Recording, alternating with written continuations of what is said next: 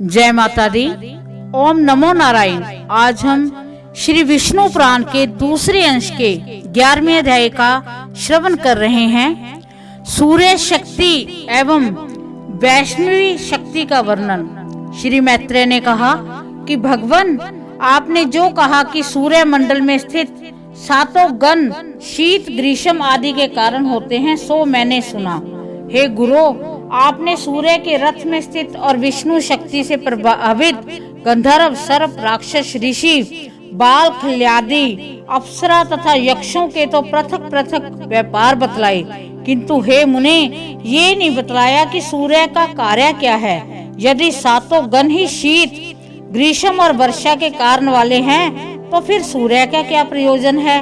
और ये कैसे कहा जाता है कि वृष्टि सूर्य से होती है? यदि सातों गणों का ये वृष्टि आदि कार्य समान ही है, तो सूर्य उदय हुआ, अब मध्य में है, अब अस्त होता है, तो ऐसा लोग क्यों कहते हैं? श्री प्राशर ने कहा कि हे मैत्रेय, जो कुछ तुमने पूछा है उसका उत्तर सुनो। सूर्य 7 गणों में से एक है, तथापि उनमें प्रधान होने से उनकी विशेषता है भगवान विष्णु की, जो सर्वशक्ति में ऋक, यजुः, साम नाम की पराशक्ति हैं। वह वैत्री ही सूर्य को ताप प्रदान करती हैं और संसार के समस्त पापों को नष्ट कर देती हैं।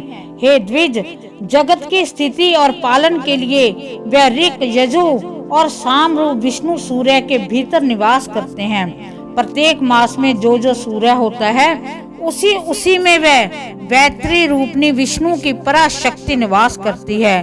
पूर्वाहन में ऋक, मध्याह्न में वृद्धरथ आदि यजु और सायंकाल में साम श्रुतियां सूर्य की स्तुति करती हैं। ये ऋक, यजु, साम स्वरूपनी वैत्री भगवान विष्णु का ही अंग है।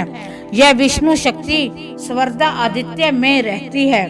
यह त्रिमयी वैष्णवी शक्ति केवल सूर्य ही की अधिष्ठात्री है, सो नहीं, बल्कि ब्रह्मा, विष्णु और महादेव भी त्रयमयी हैं। सरक की आदि में ब्रह्मा श्रृंग में है, उसकी स्थिति के समय विष्णु यजुर्मय है तथा अनंत काल में रुद्र साम्य है। इसलिए साम गान की ध्वनि अपवित्र मानी गई है। इस प्रकार वह त्रयमयी सात्विक की वैष्णवी शक्ति और सप्त गुणों में स्थित आदित्य में अव्यवस्थित होती हैं। उसमें अधिष्ठ सूर्य देव भी अपनी प्रखर रश्मियों से अत्यंत प्रचलित होकर संसार के संपूर्ण अंधकार को नष्ट कर देते हैं।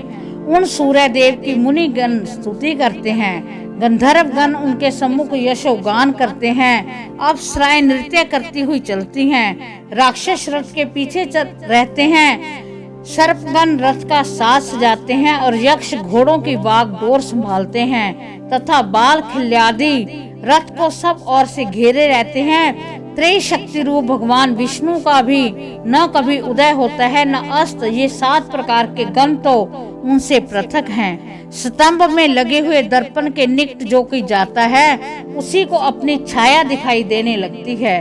हे द्विज, इसी प्रकार वह वैष्णवी शक्ति सूर्य के रथ से कभी चलायमान नहीं होती और प्रत्येक मास में पृथक पृथक सूर्य के उसमें स्थित होने पर वह उसकी अधिष्ठात्री होती है।